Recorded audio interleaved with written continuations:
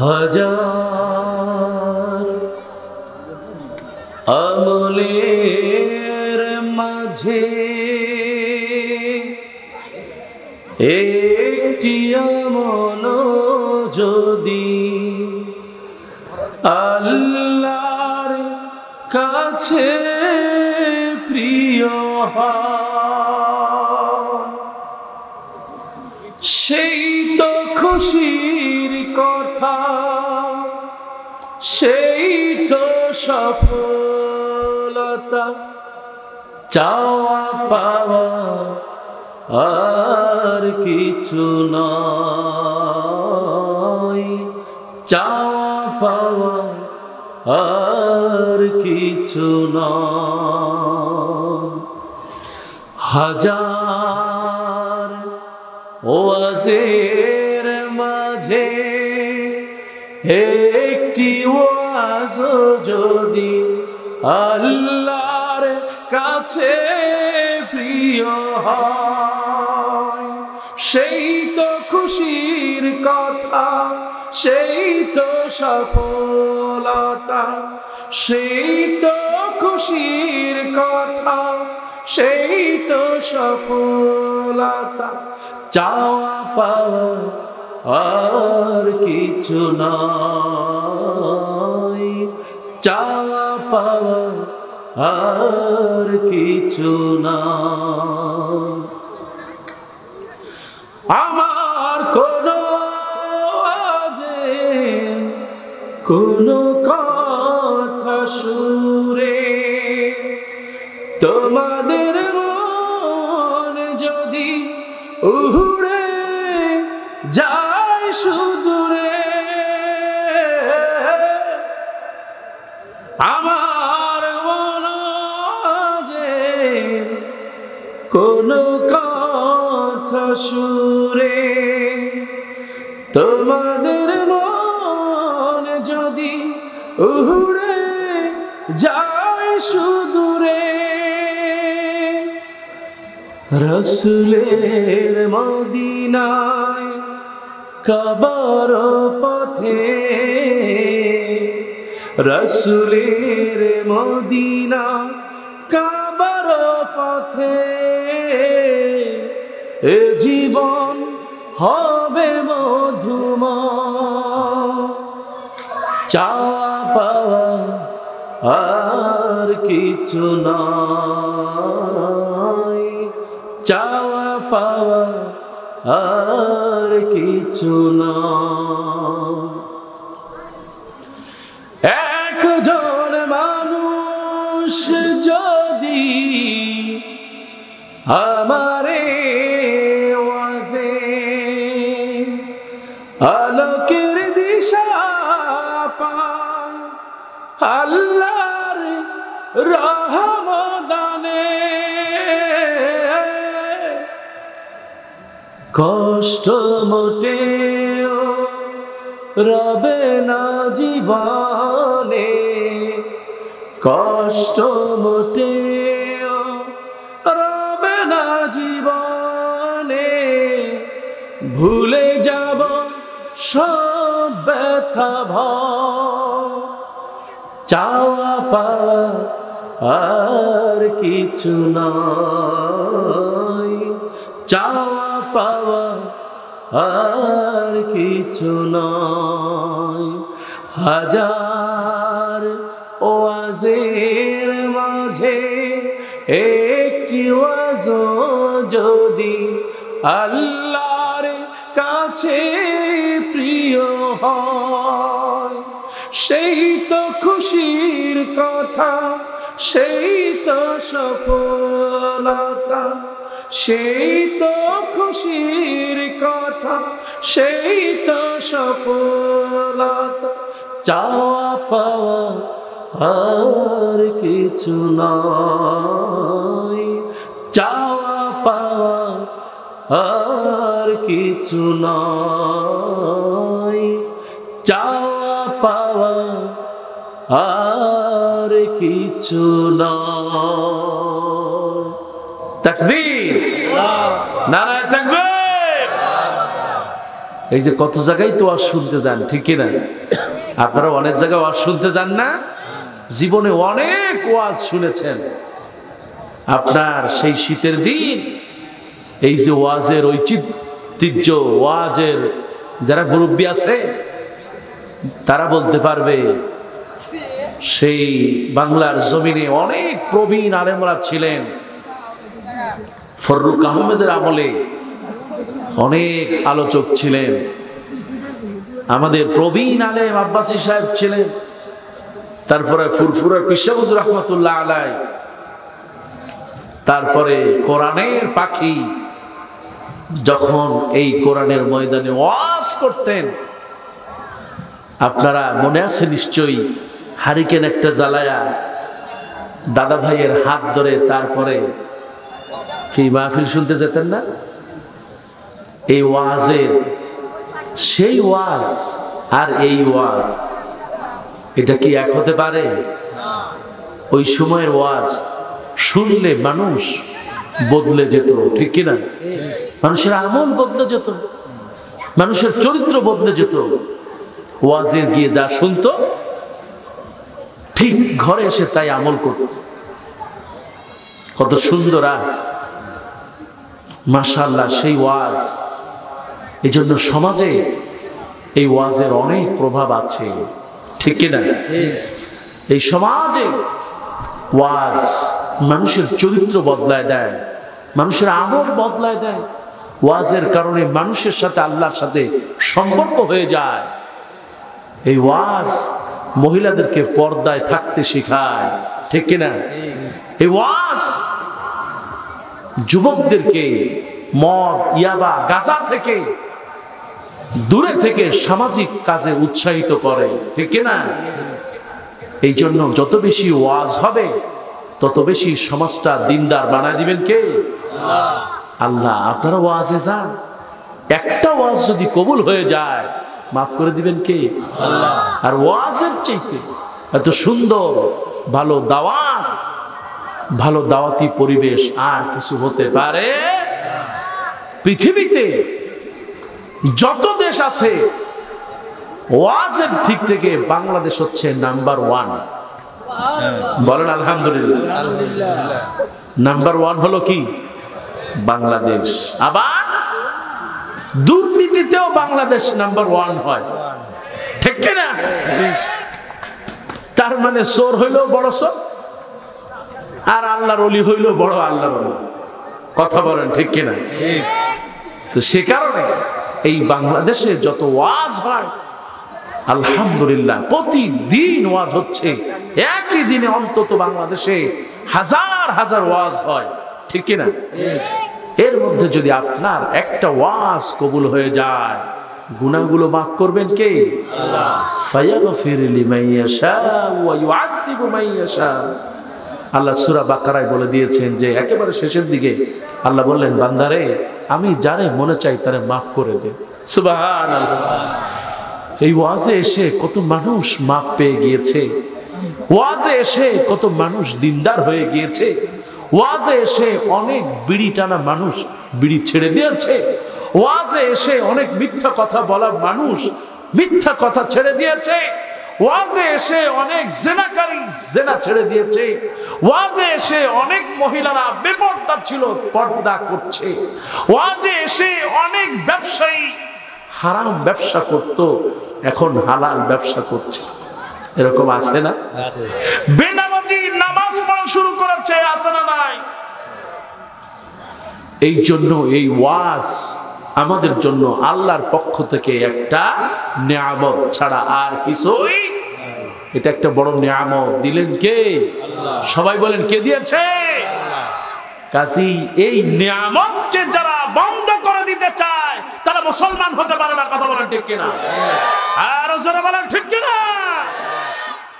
এই জন্য বাংলার জমিনে যতদিন মুসলমান থাকবে, বাংলার জমিনে যতদিন আলেম ওলামা থাকবে, বাংলার জমিনে যতদিন মসজিদ থাকবে, বাংলার জমিনে যতদিন কোরআনের আওয়াজ হবে, বাংলার জমিনে যতদিন মাইক থেকে আজান হবে, ততদিন পর্যন্ত এই জমিনে কোরআনের এই তাফসীর মাহফিল কেউ বন্ধ করতে পারবে না।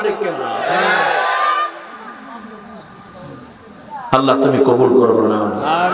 আল্লাহ এই কথাগুলো বোঝার তৌফিক দাও বলেন আমিন। ভাইরা আমার, আজকের এই মাহফিলটা অত্যন্ত রৌনকবাক মাহফিল। পাবনার ঐতিহ্যবাহী এই বিশাল আয়োজন, খুশি হয়ে যাবেন কে? আমল পরিবর্তন করে দিবেন কে? আল্লাহ রাব্বুল আলামিন হাবিব বলেছেন, মান সামিআ আয়াতিন মিন কিতাবিল্লাহ কানাত লাহু নূরা ইয়াউমাল কিয়ামা।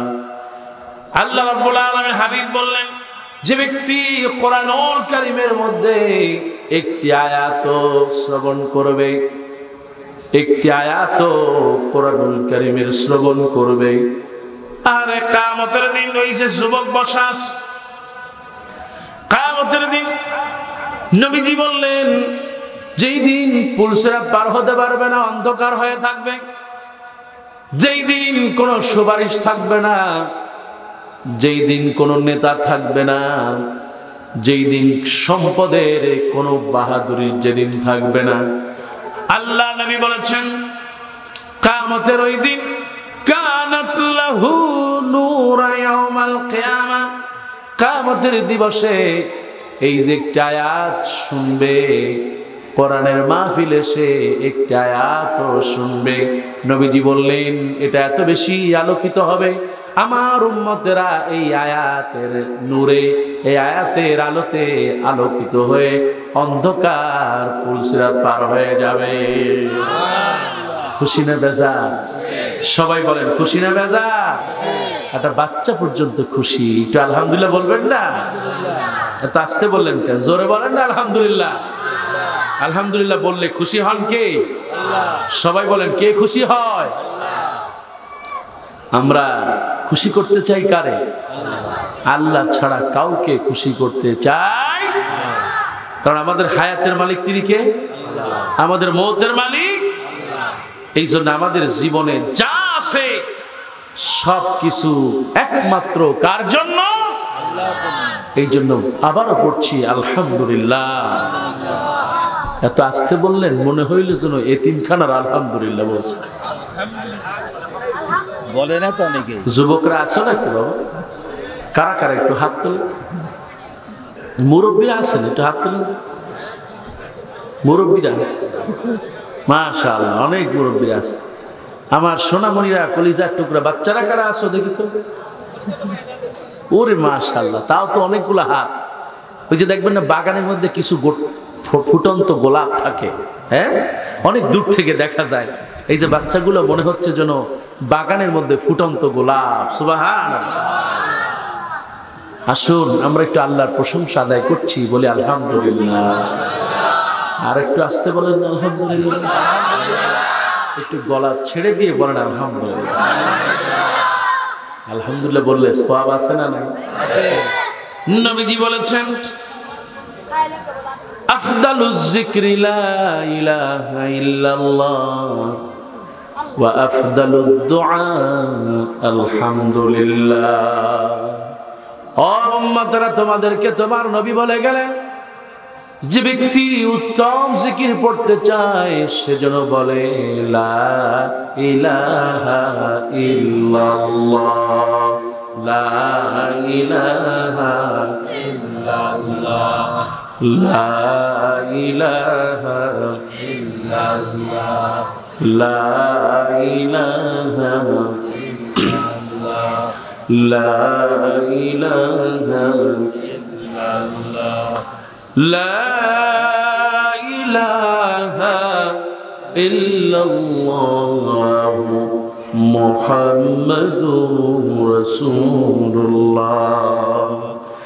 আল্লাহ নবী বলেছেন, আফদালুজ যিকরি লা ইলাহা ইল্লাল্লাহ ওয়া আফদালুদ দুআ আলহামদুলিল্লাহ। সর্বোত্তম জিকির হলো লা ইলাহা ইল্লাল্লাহ, আর সর্বোত্তম দোয়া হলো আলহামদুলিল্লাহ। সর্বোত্তম দোয়া কি? আলহামদুলিল্লাহ। আবার বলেন তো সর্বোত্তম দোয়া আলহামদুলিল্লাহ। আপনারা বলেন তো সর্বোত্তম দোয়া কি? হাসবেন বলবেন কি? চোখ দিয়া দেখতে পাও বলবে কি? রাস্তা দিয়া সুস্থ মানুষ হেঁটে যাও পড়বে কি?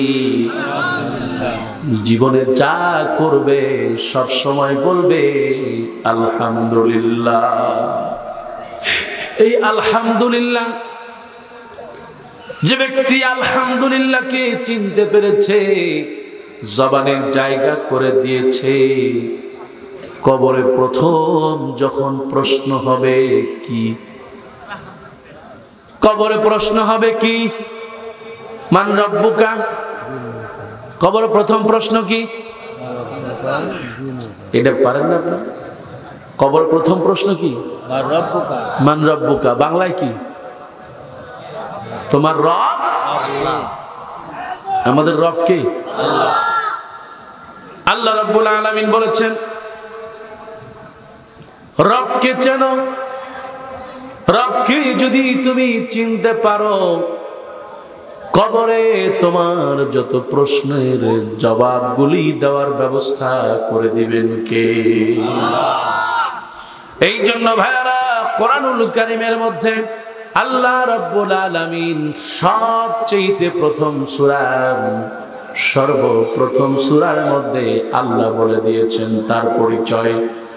আল্লাহ রাব্বুল আলামিন কোরআনুল কারীমের মধ্যে সর্বপ্রথম সূরাটি 7টি আয়াত দিয়ে, 7টা ফুটন্ত গোলাপ দিয়ে একটা মালা গেঁথে গলার মধ্যে পড়ায় দিয়া আল্লাহ বললেন আলহামদুলিল্লাহি রাব্বিল আলামিন। এই যে কবরে প্রশ্ন হলো তোমার রব কে? আমাদের রব আল্লাহ। কবরের প্রশ্নের উত্তর প্রতিদিন একবার নয়, প্রতিদিন 2 বার নয়, অন্তত যারা নামাজ পড়ে 17 বার গলা থেকে উচ্চারণ করে আলহামদুলিল্লাহি রাব্বিল আলামিন। আমাদের রব হলেন তিনি কে? এই রব শুধুমাত্র দুনিয়ার মালিক নয়, আকাশেরও মালিক, ঠিক না? শুধু আকাশের নয়, জমিনেরও মালিক তিনি কে? শুধু জমিন নয়, সাগরের নিচে যত প্রাণী আছে তার মালিক কে? তার মানে হলো লিল্লাহি মা ফিস সামাওয়াতি ওয়া মা ফিল আরদ। এই যে আসমান জমিনের মধ্যে যা আছে, আসমানের উপরে যা আছে, জমিনের নিচে আছে, যত জগৎ আছে, সব জগতের একমাত্র মালিক তিনি কে? আল্লাহ রাব্বুল আলামিন। ভাইরা আমার, এই যে গভীর জঙ্গলের মধ্যে প্রাণী জগৎ, এই জগতেরও মালিক তিনি কে?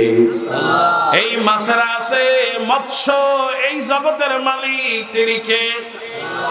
বিজ্ঞান প্রমাণ করেছে, আজ থেকে হাজারো বছর আগে আল্লাহ বলে দিয়েছেন, ওই যে আপনার চন্দ্র, সূর্য, তারকা, গ্রহ, নক্ষত্র যা চলছে কার ইশারায় চলছে?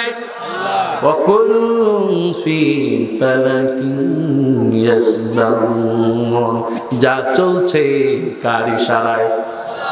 এই জন্য ওই আকাশে কোনো ঝামেলা, মাটির নিচে যা চলছে কার ইশারায়? সব কিছু আল্লাহর ইশারায় চলে, এই জন্য কোনো ঝামেলা। কিন্তু মাটির উপরে আর আকাশের নিচে যেই জায়গাটা, এই জায়গায় সবচেয়ে শ্রেষ্ঠ জাতি এই মানুষ বানিয়ে দিলেন কে? এই জায়গায় ঝামেলা আছে না নাই? জোরে বলেন আছে না নাই? একটাই মাত্র কারণ, সেটা হলো রবকে চিনতে পারে নাই, রবকে বুঝতে পারে নাই।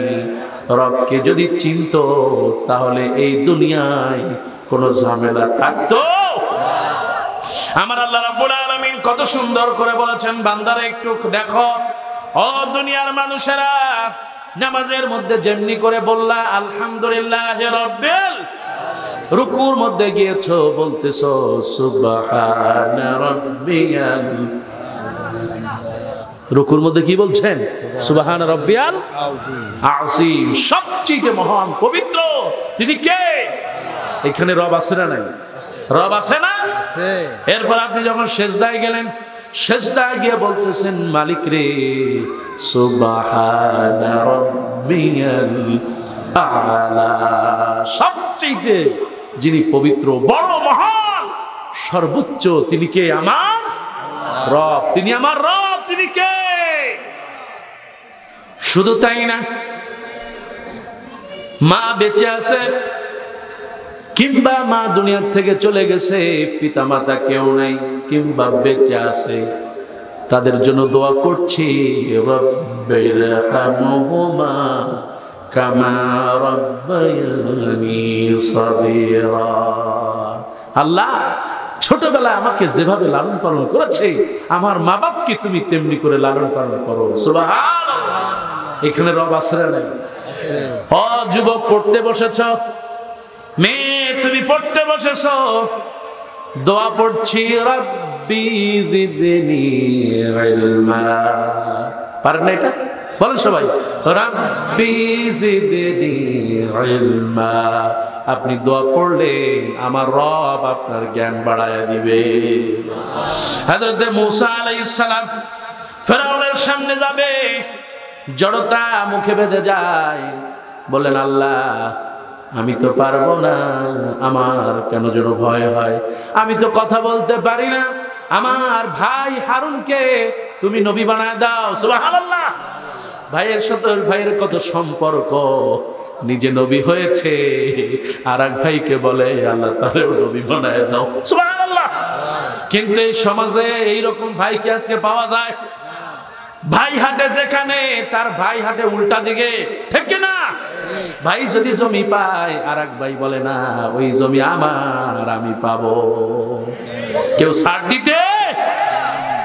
মূসা আলাইহিস সালাম, হারুন আলাইহিস সালাম নবী হয়ে গেলেন, পড়লেন, রব্বিশ রাহলি সাদরি ওয়া ইয়াসসিরলি আমরি ওয়াহলুল উকদাতাম মিন লিসানি ইয়াফকাহু কওলি। আল্লাহ, ও আমার রব, আমার অন্তরটাকে প্রশস্ত করে দাও, আর রব্বিশ রাহলি সাদরি ওয়া ইয়াসসিরলি আমরি, আমার কাজকে তুমি সহজ করে দাও। সুবহানাল্লাহ। এখানে রব আছে না নাই? সবাই বলে রব আছে না? এই জন্য আসমান এবং জমিনের মালিক যেই রব, আপনার আর আমার মালিকও হলেন সেই রব। সুবহানাল্লাহ। ওই রব এখন আছে না নাই? আরো জোরে বলেন, আছে না নাই? আল্লাহ পাক সূরা রহমানের মধ্যে কত সুন্দর করে বলেছেন, তোমরা একটু খেয়াল করো ও দুনিয়ার মানুষেরা, আল্লাহ রাব্বুল আলামিন কত সুন্দর করে বললেন, ওয়াল হাব্বু যুল আসফি ওয়ার রাইয়ান ফাবিআইয়ি আলা'i রাব্বিকুমা তুকাজ্জিবান। সুবহানাল্লাহ। যত নিয়ামত সব দিয়েছেন তিনি কে? আল্লাহ। কোনটা অস্বীকার করা যাবে? এই জায়গাতেও ফাবিআইয়ি আলা'i রাব্বিকুম, এখানে রব আছে না নাই? বলেন আছে না? এই জন্য রবকে যারা চিনতে পারবে তাদের কোনো ভয় থাকবে লা খাউফুন আলাইহিম ওয়ালা হুম ইয়াহজানুন। দুনিয়াতেও কোনো ভয় নাই, আখিরাতেও। এই জন্য বলি ভাইরা আমার, আমাদের রবকে খেয়াল করো। আল্লাহ পাক বলছেন, রব্বুল মাশরিকাইনি ওয়া রব্বুল মাগরিবাইন, পূর্ব পশ্চিম আমার রব সারা পৃথিবী জুড়ে। কথা বলা ঠিক কিনা? এই জন্য রবকে চিনতে কোনো কষ্ট আছে না? কোনো কষ্ট। আল্লাহ রাব্বুল আলামিন কত সুন্দর করে বলছেন রবকে চেনা যাবে কিনা। আল্লাহ পাক কোরআনুল কারীমের মধ্যে কত সুন্দর করে বান্দা তোমাকে বলে দিচ্ছেন, একটু খেয়াল করো, রবের পরিচয় পেয়ে যাবা। চোখটা যেহেতু অন্ধ বানাই নাই, চোখটা একটু খুলে রাখো। আল্লাহ রাব্বুল আলামিন বলছেন কোরআনুল কারীমের মধ্যে সূরা আল গাশিয়ার মধ্যে আল্লাহ পাক কত সুন্দর বললেন, আফালা ইয়ানজুরুনা ইলাল ইবলি কাইফা খুলিকাত ওয়া ইলাস সামাই কাইফা রুফিআত ওয়া ইলাল জিবালি কাইফা নুসিবাত ওয়া ইলাল আরদি কাইফা সুতিহাত। আল্লাহু আকবার। ও যুবক, তোমাকে বলি শোনো, আজকে ফেসবুকের মধ্যে কত কিছুই তুমি আপলোড করে দাও, ঠিক না? মেয়ে তোমাকে বলছি, ফেসবুকে অনেক কিছু পাও, অনেক কিছু দেখতে পাও, আমার আল্লাহকে কি তুমি ফেসবুকে দেখতে পাও না? আছে না নাই? ফেসবুকের মধ্যে যখন যাবে, একটি হাদিস লিখে দিবে, কোরআনের একটি আয়াত লিখে দিবে, খুশি হয়ে যাবে। আমার আল্লাহ বললেন, ফালা ইয়ানজুরুনা ইলাল ইবলি কাইফা খুলিকাত। এই যে মরুভূমির মধ্যে আমি যখন মিশরে ছিলাম, যখন কুয়েত, আরব আমেরিকা বিভিন্ন দেশে গেলাম, এই উটকে যখন দেখি, আমার রবকে চিনতে সহজ করে দেন কে? আল্লাহ বললেন, ও বান্দারে, আফালা ইয়ানজুরুনা ইলাল ইবলি কাইফা খুলিকাত। এই উটটার দিকে কি একটু তাকায় দেখবা না? এই উটটা যিনি বানিয়েছেন তিনি কে? আল্লাহ বললেন, আমি কেমনে উটটারে বানালাম তুমি একটু তাকায় দেখো। এই উটটা এমন একটা প্রাণী সৃষ্টি করেছেন, এই উটটা একটা মিনিটের মধ্যে 45 গ্যালন পানি খেয়ে ফেলতে পারে। সুবহানাল্লাহ। এই উটটার মধ্যে এমন শক্তি আল্লাহ রাব্বুল আলামিন দিলেন, ঝড় হোক, বন্যা হোক, মরুভূমির মধ্যে একদিন নয়, 2 দিন নয়, মরুভূমির মধ্যে যখন সাইমুম শুরু হয়ে যায়, মরুঝড় শুরু হয়ে যায়, মাথার উপরে, ঘাড়ের উপরে কয়েকশো মন ওজনের, 100 কেজি ওজন নিয়ে মাথার উপরে, ঘাড়ের উপরে দাঁড়িয়ে থাকে, স্টিল দাঁড়িয়ে থাকে, কোনো ক্ষতি হয় না।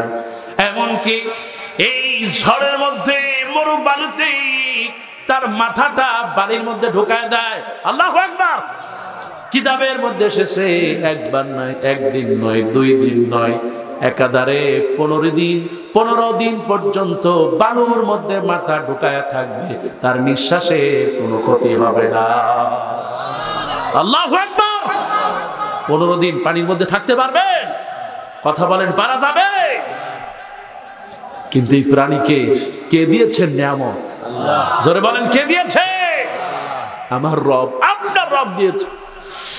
আল্লাহ রাব্বুল আলামিন এই জন্যই বললেন, আফালা ইয়ানজুরুনা ইলাল ইবলি কাইফা খুলিকাত।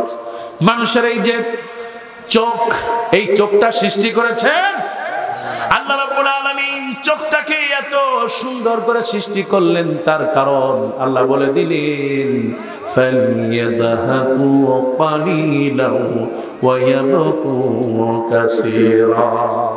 হাসবা কম, কাঁদবা বেশি, খুশি হয়ে যাবেন কে?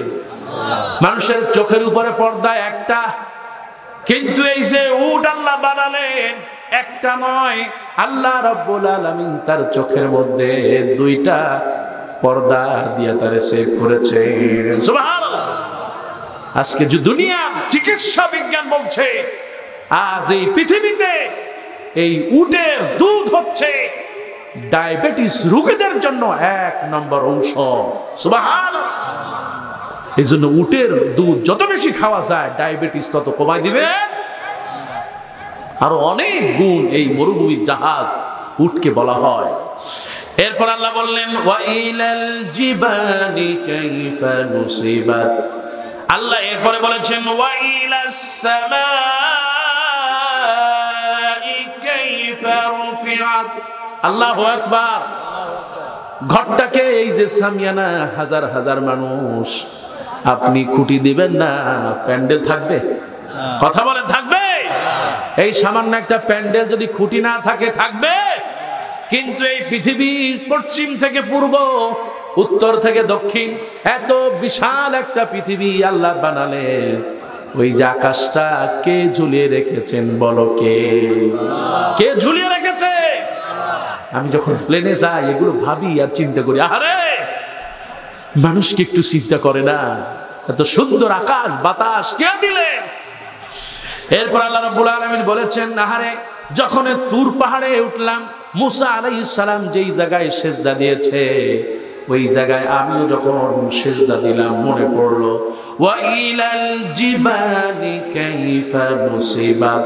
এই যে এই পাহাড়গুলো প্যারাকের মতো ধরে রেখেছেন কে? আল্লাহ। এই বড় বড় পাহাড়, হিমালয়, হিমালয়, উহুদ পাহাড়, সব কিছুকে প্যারাক করে রেখে দিয়েছেন আল্লাহ। ওগো আমার ভাইয়ারা, এই যে জমিনটাকে বিছায় রেখেছেন তিনি হলেন কে? আল্লাহ। এরপর আল্লাহ বললেন ফাযাক্কির ইন্নামা আনতা মুযাক্কির। আল্লাহ বললেন নবী গো, আপনার এই উম্মতের একটু বলে দেন, একটু স্মরণ করায় দেন, আপনার এই উম্মতদেরকে একটু স্মরণ করায় দেন। এত কিছু সব সৃষ্টি করলেন আমাদের রব, তিনি কে? আল্লাহ বললেন নবী গো, লাস্তা আলাইহিম বিমুসাইতির, আপনি তাদের জন্য দারোগা নয়, হেদায়েত দেওয়ার মালিক তিনি হলেন কে? আল্লাহ বলেন ফাযাক্কির। কত মহব্বত করে আল্লাহ বলেছেন, হে নবী, ওই দাড়ি পাকা মানুষদেরকে একটু বলে দেন, একটু স্মরণ করায় দেন, এগুলোর মালিক, এই সব কিছু করলেন আমাদের রব, তিনি কে? এই জন্য ভাইয়ারা আমার, যত বেশি এই দুনিয়ার দিকে তাকাবেন, যত চোখটাকে খোলা রাখবেন, আমার রব তত বেশি আপনার সামনে চলে আসবে। আল্লাহ তোমাকে চেনার তুমি তৌফিক দাও, বলেন আমিন। নিজেকে চেনার তুমি তৌফিক দাও খোদা, তোমাকে চেনার তুমি তৌফিক দাও, নিজেকে চেনার তুমি তৌফিক দাও মাবুদ, তোমাকে চেনার তুমি তৌফিক দাও। আলোয় দীপ্ত করো নয়ন আমার, আলোয় দীপ্ত করো নয়ন আমার, ভোরের বিভাই ভরো এমন আমার, তবু আছে নার যত পর্দা সরা, নিজেকে চেনার তুমি তৌফিক দাও মাবুদ, তোমাকে চেনার তুমি তৌফিক দাও। আল্লাহ, যত মানুষ আজকে এখানে এসেছি তোমাকে চেনার তৌফিক দাও, বলেন আমিন। আর বলেন আমিন। কারণ আল্লাহকে যদি চিনতে পারি, কবরে প্রথম প্রশ্নের উত্তর দিতে কোনো কষ্ট হবে? সবাই বলেন হবে। মিশরে আমি 7 বছর ছিলাম। ফেরাউনের বাড়ি কোথায়? মিশর। হ্যাঁ, মিশর। ফেরাউনে দেখছেন আপনারা? না। হ্যাঁ, দেখছেন না? আপনি দেখছেন? ছবিতে দেখেন না? ছবিও দেখেন নাই না? আমি সরাসরি ফেরাউনের মাপছি। ফেরাউন লম্বা কয় হাত? 7.5, 60, 70 হাত, 120 হাত এরকম আছে, ঠিক কিনা? কিন্তু আমি নিজে তারে 2 বার মাপলাম। ফেরাউনের বাড়ি কোথায়? ফেরাউনের বাড়ি কই? ফেরাউন সব চিনেছে, কিন্তু রবকে চিনতে পারে নাই। আর মুসা আলাইহিস সালাম এবং এই যে ফেরাউন, তার স্ত্রী নাম কি? আসিয়া। ফেরাউনের ঘরে থেকে আসিয়া রবকে চিনল, কিন্তু ফেরাউন তার রবকে চিনতে পারল না। এই জন্য আমাদেরকে রবকে চিনতে হবে, তাহলেই জান্নাত দিবেন কে? আল্লাহ। আল্লাহ পাক বলেছেন, ওয়া আম্মা মান খাফা মাকাম রাব্বিহি জান্নাতান, যার রবকে ভয় করেছে, আল্লাহ বলেন আমি একটা নয় 2টা জান্নাত বান্দা তোমার জন্য রিজার্ভ করে রেখেছি। তো ফেরাউনকে যখন দেখলাম, আমি মাপলাম, ফেরাউন ডুবলো কোথায়? নীল দরিয়ায়। নীল দরিয়াতে না, ফেরাউন ডুবেছে লোহিত সাগরে। কোথায়? বাহরুল আহমার, লোহিত সাগরে। আর ওই যে মুসা আলাইহিস সালামকে ভাসিয়ে দিয়েছিল, মনে আছে তার মা? কার ভয়তে? ফিরাউনের ভয়তে। ফিরাউনের ভয়তে। এই যে আমার কাকা, তিনি বলতে পেরেছেন। আজকে আলহামদুলিল্লাহ এই যে আজকে যারা উপস্থিত আছেন এখানে, আলহামদুলিল্লাহ আমার প্রাণপ্রিয় মোহতারাম আজকে সভাপতি মোহাম্মদ আরশেদ আলী এবং সাধারণ সম্পাদক মোহাম্মদ আবুল কালাম, আমার নামেই অনেকটা নাম।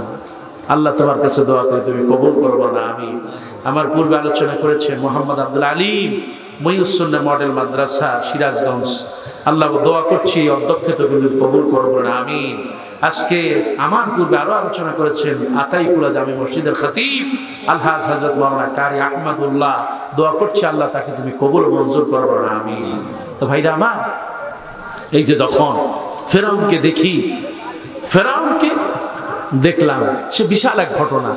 আমরা প্রায় 16 জন বাংলাদেশ থেকে গিয়েছিলাম। তো ফেরাউনকে যখন মানে বর্তমানে ফেরাউন কায়রো মিউজিয়ামের 2 তলা এরকম শীত হয়ে আছে। তো যখন শীত হয়ে আছে আমরা ভাবলাম এরে না দেখা যাওয়াই যাবে না, মিশরে যেহেতু আল্লাহ ঢুকাইছে এরে দেখেই ছাড়বে। কি বলেন, কেউ যদি ঢাকা যায় আর যদি বলে যে না আজকে ঢাকায় অমুকরে দেখানো হবে, খুব দামি একজন মানুষ, ওপেন জায়গায়, তখন কি পাল্লা দিয়েও তো দেখতে যাবে নাকি? যদি বলে যে কাবার অমুক আসবে কিংবা অমুক আসবে, দেখাইতে যাবে না? সবাই পাল্লা দিয়ে দেবে। তা আমরাও চিন্তা করলাম যে ইসলাম ভালো, ইসলামের বিরোধিতা সারা জীবন করেছে, মুসা আলাইহিস সালামকে অনেক জুলুম করেছে, ফেরাউনটা কেমন একটু দেখে আসে। আরো তো শুনছি 60 হাত লম্বা, মানুষ কি 60 হাত লম্বা হয়? না দেখে যাওয়া যাবে না। তো যাই হোক, আমরা ফেরাউনের ওইখানে গেলাম, গিয়া তারপরে তার মানে কায়রো মিউজিয়ামে ঢুকলাম। ঢুকে ফেরাউনের কাছে যাওয়ার জন্য জিজ্ঞেস করলাম, আখি একটু ফেরাউনে দেখার ব্যবস্থা করা যায়? ফেরাউন কোথায়?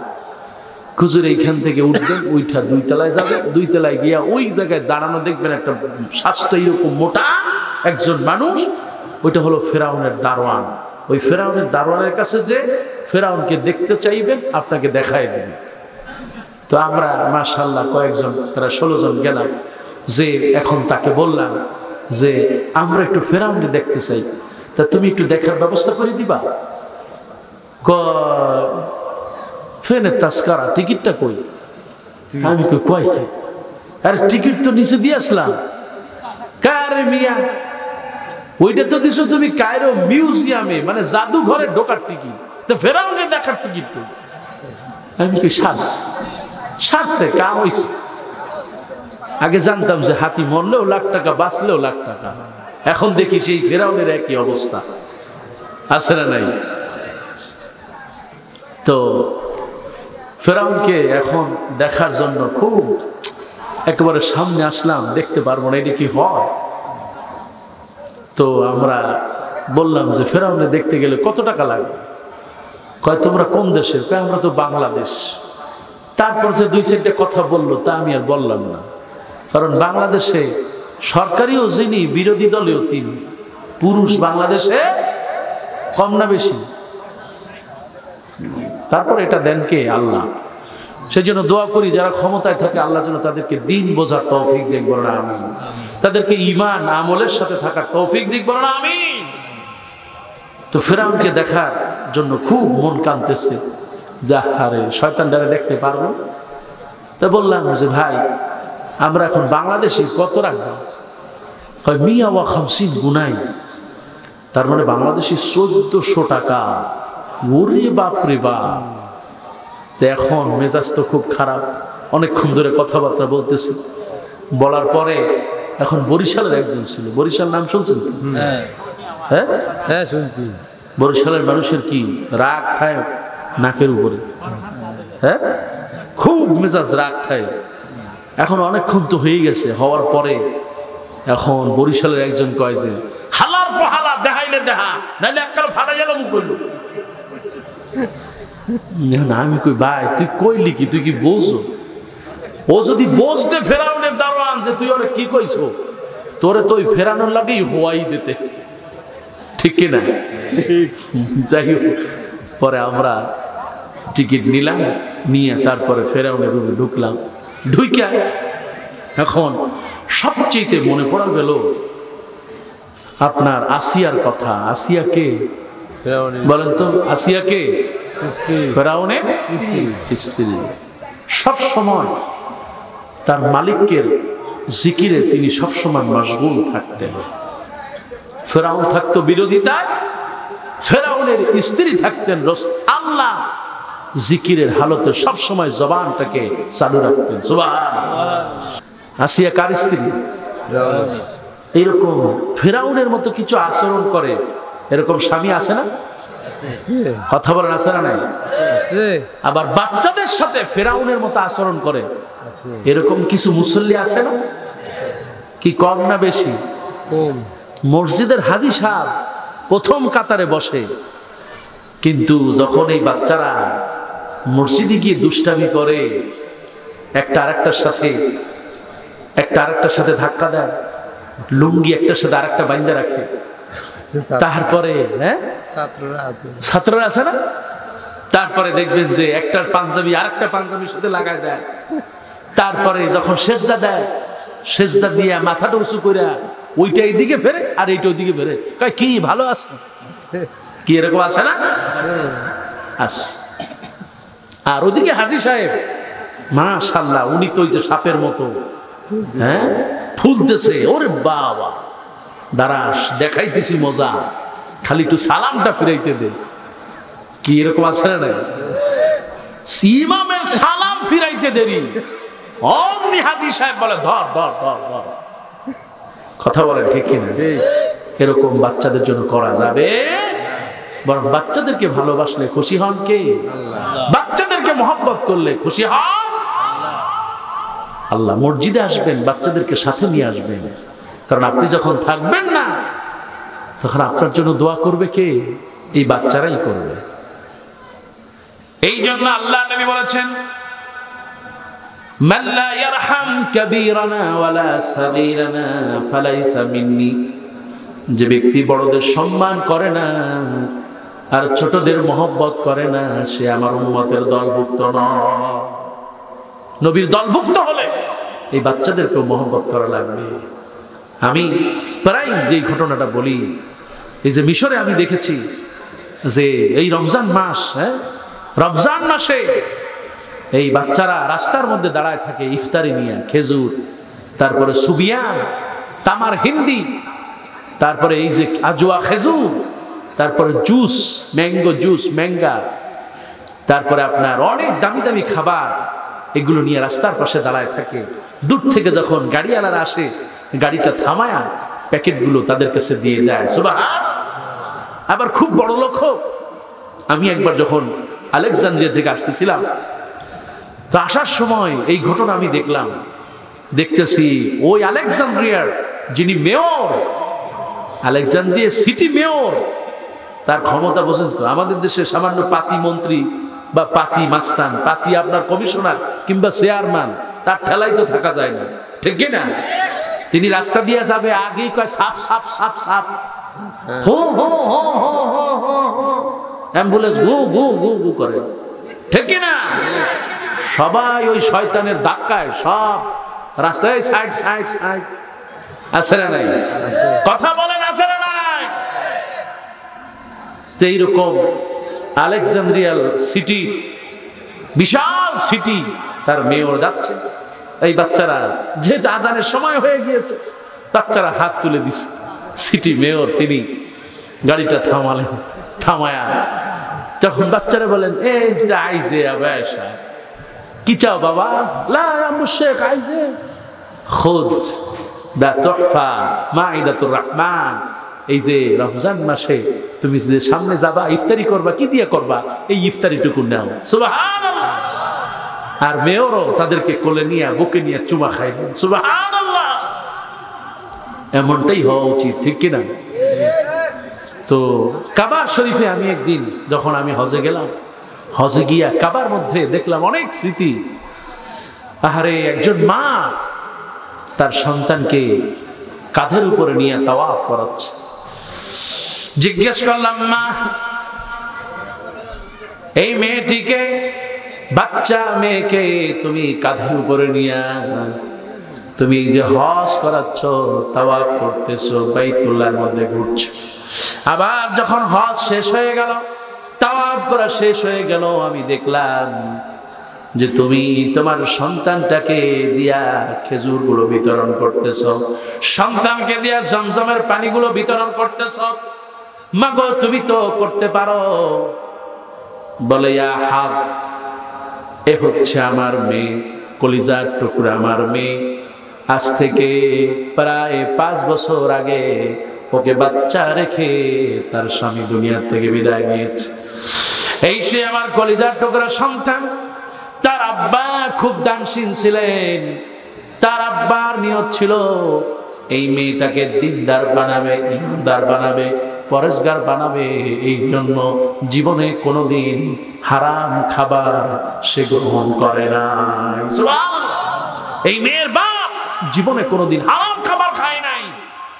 যতটুকু উপার্জন করেছে সবটাই হালাল। সুবহানাল্লাহ। তার ইচ্ছা ছিল সন্তানকে নিয়ে কাবার চত্বরে তাওয়াফ করবে, কিন্তু সে তো পারে নাই। এই জন্য আমি তার স্ত্রী, আমি আমার সন্তানটিকে কার হাতে দেব? আজকে যদি বাপ থাকতো, বাপ তারে ধরে ধরে তাওয়াফ করাতে পারত।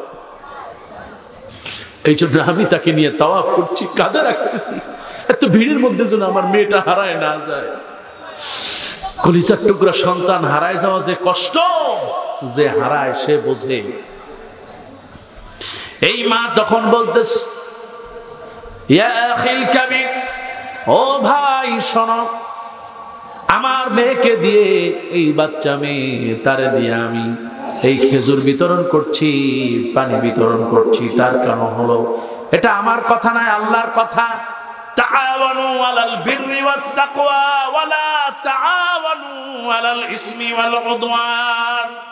যত ভালো কাজ আছে ভালো কাজে পাল্লা দাও, কখনো মন্দ কাজের কাছে যাবে।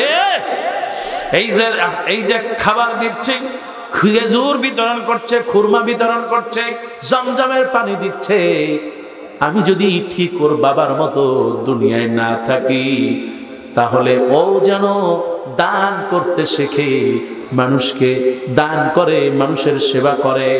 এটা আমি বেঁচে থাকতেই তার শিক্ষা দিয়ে যেতে চাই। সুবহানাল্লাহ। এই জন্য আমি না দিয়া তারে দিয়ে বিতরণ করতেছি। সুবহানাল্লাহ। এই জন্য বলি ভাইরা, সন্তান হলেই তাকে দিয়া কিছু করানোর জন্য, সমাজের জন্য কিছু করে যাওয়া লাগবে, এই চিন্তা করবেন ইনশাআল্লাহ। কারণ বাচ্চারা যদি নেককার হয়, রাসূল বললেন ইজা মাতাল ইনসান ইনকাতা আনহু আমালাহু, সব আমল বন্ধ হয়ে যায়। আপনি মরে যাবেন, আপনার ব্যাংক অ্যাকাউন্টটা বন্ধ হয়ে যাবে না? ব্যাংকে কি আর কোনো কাজ করবে? এটিএম কার্ডটা বন্ধ হয়ে যাবে, ব্যাংকের অ্যাকাউন্টটা বন্ধ হয়ে যাবে, আপনার দলিলগুলো অকেজো হয়ে যাবে। কিন্তু আপনি মরে যাবেন, একটা নেককার সন্তান রেখে যাবেন। রাসূল বললেন ওয়ালাদান সালিহা, নেককার সন্তান রেখে যাবে, হাত যত তুলবে সঙ্গে সঙ্গে কবুল হয়ে যাবে। সুবহানাল্লাহ। এই জন্য আপনার সন্তান যত পারেন নেককার বানাবেন ইনশাআল্লাহ। তো এই আসিয়া খুব আল্লাহর কাছে বলতো, কারণ ফেরাউন তো আল্লাহর চেনে নাই, চিনছে কে? আসিয়া। ফেরাউন বলছে যে তুই বল আমি তোর রব। কয় না, আমার রব আল্লাহ। কয় না, তুই বল আমি তোর রব। ফেরাউন বলে কালা রাব্বিকুমুল আলা, বল আমি তোর সবচেয়ে বড় রব। আসিয়া বলতেছে না, রব্বি আল্লাহ, আমার রব কে? বল আমার রব। তারপরে তার উপরে জুলুম করেছে, নির্যাতন করেছে, এমনকি পাথর উঁচু করেছে মারার জন্য। আসিয়া তখন বলতেছে আল্লাহ আমি কিচ্ছু চাই না, তুমি আমাকে তোমার জান্নাতের পাশে একটা ঘর বানায় দিও। সুবহানাল্লাহ। মালিক মালিক একটি ঘর বানিয়ে দিও, একটি ঘর বানিয়ে দিও। মালিক তুমি জান্নাতে, তোমার কাছে আমার একটি ঘর বানিয়ে দিও, একটি ঘর বানিয়ে দিও। কোরআন বলছে রব্বি ইবনি ইনদাকা বাইতান ফিল জান্নাহ। ফেরাউন এবার আল্লাহকে বলছে, আল্লাহ তুমি আমার এই অনুরোধটা যদি রাখো আমার কোনো কষ্ট থাকবে না। ফেরাউন আমার চামড়াটা খুলে ফেলেছে, পিটাতে পিটাতে শরীর থেকে রক্ত বের করেছে, কোনো আফসোস নাই, একটা ঘর বানায়নি। আল্লাহ সঙ্গে সঙ্গে কবুল করেছেন, জান্নাতের সব দরজা খুলেছেন। আর মালাকুল মউত বলে, মালাকুল মউত জলদি করে ওই ফেরাউন পাথরটা ফেলার আগে তাকে তুমি জান্নাতে নিয়ে আসো। সুবহানাল্লাহ। মাগো তোমাকেও বলি তুমি আসিয়ার মতো হয়ে যাও, দিনদার হয়ে যাও, পরেজগার হয়ে যাও। কবুল করবেন কে? আল্লাহ। আল্লাহ রসুলের একটা হাদিস দিয়ে এভাবেই শেষ করতে চাই। রসুল বললেন যে যখন একজন মহিলা 5 ওয়াক্ত নামাজ পড়বে, কি করবে? 5 ওয়াক্ত নামাজ, ওয়া সামাত শাহরাহা, রমজান মাসে রোজা রাখবে, ওয়া আতাআত যাওজাহা, স্বামীর খেদমত করবে, ওয়া হাফিজাত ফারাজাহা, নিজের সতীত্ব পর্দা রক্ষা করবে। আল্লাহ রাব্বুল আলামিন কিয়ামতের দিন সব দরজা আসিয়ার মতো খুলে দিয়ে তাকেও জান্নাতে নিয়ে যাবেন। সুবহান। কিছু স্বামীও আবার আছে ফেরাউনের মতো আচরণ করে, আছে না? একটু 19-20 শৈলী দৌড়ে অমনি বৌরি পিটায়, হ্যাঁ? আবার মেয়েদেরকে মনে করে এইটা হলো একটা বোঝা। নাউযুবিল্লাহ। মেয়েকে আপনার এই বিয়ের সময় দেখেন কত জুলুম করে, টাকা পয়সা আপনার বাড়ি গাড়ি সব ছেলের নামে লিখে দেয়। আর বিয়ের সময় মেয়ের কয়টা কাঠখোট এই সেই ফ্রিজ আলমারি দিয়ে চোখ দিয়ে একটু পানি ছাইড়া কয়, মা তোরে তো কিছু দিতে পারলাম না, তোর জন্য দোয়া রেখে গেলাম আর চোখের পানি রেখে গেলাম, তুই যা, এই তোর ভাই এগুলোর দিকে তাকাস না। কথা বলেন ঠিক কিনা? এরকম আছে না? তার মানে আপনি নিজেকেই জাহান্নামের মধ্যে ঢুকায় গেলেন। ও পিতা তোমাকে বলছি শোনো, তুমি হজ করে এসেছো, কোনো লাভ হবে না। তুমি 5 ওয়াক্ত মসজিদে গিয়ে প্রথম কাতারে নামাজ পড়ো, লাভ হবে না। ওই মেয়েকে যদি ঠকাও, কিয়ামতের দিন আসামি হয়ে কাঠ করে দাঁড়ায়া এই মেয়ের সমস্ত পাওনা দিয়ে তারপরে জান্নাতে যেতে হবে, ঠিক কিনা? এজন্য খবরদার, মেয়েকে ঠকানো যাবে। যদি ঠকায় থাকেন আজকে তওবা করবেন এবং মেয়ের হক দিয়ে দিবেন ইনশাআল্লাহ। আপনি ভাই, আপনাকেও বলেছি, বাপরে কৌশলে ফুসলায়া ফাসলায়া সব দলিল করে নিবেন আর আপনি জান্নাতে যাইয়া 5 তলার বাড়ির মধ্যে থাকবেন, এত সোজা না। সেই জন্য বোনকে ঠকানো যাবে না, মাকে ঠকানো যাবে না। কবুল করবেন কে? ভাইরা আমার, অনেক রাত হয়ে গেছে, প্রায় 12:30টারও বেশি, 1টার কাছাকাছি। আল্লাহর কাছে দোয়া করছি, আল্লাহ তুমি আমাদের কবুল করো। আমি হুজুর ফেরাউনটা কয় হাতে একটু বলে যান, হ্যাঁ আমি মোনাজাতের মধ্যে বলবো, আপনারা একটু খেয়াল করবেন ইনশাআল্লাহ।